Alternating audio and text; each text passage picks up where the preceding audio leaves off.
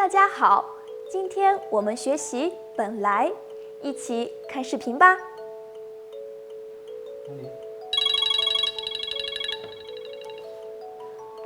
喂，李经理您好。明天吗？哦，好的。没有问题，明天见。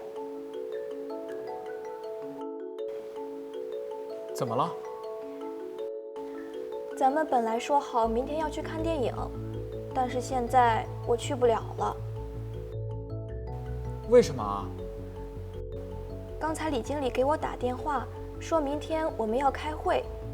这个会本来是今天晚上开的，结果他有事，改到明天了。本来我还想看完电影，带你去一家新开的饭馆，那我们只能下次去了。本来我们可以轻松一天，现在也不行了。没关系，你现在是实习生，工作本来也比看电影重要。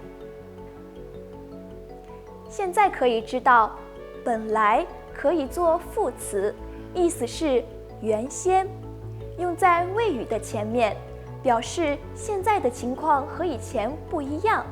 比如，咱们本来说好明天要去看电影，但是现在我去不了了。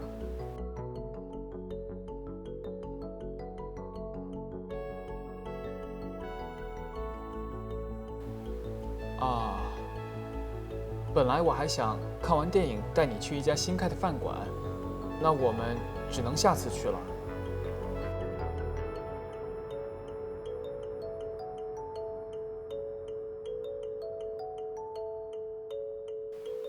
我和阳光早就约好了要去看电影，但是最后没去。现在的情况和之前计划的不一样，所以用本来。本来除了有原先的意思之外，还可以表示按道理是这样的，后面常搭配也或者就。比如，你现在是实习生，工作本来也比看电影重要。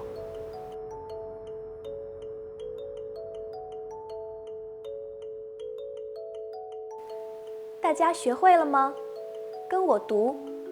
咱们本来说好明天要去看电影，本来我还想看完电影带你去一家新开的饭馆。工作本来也比看电影重要。今天就到这里，我们下次见。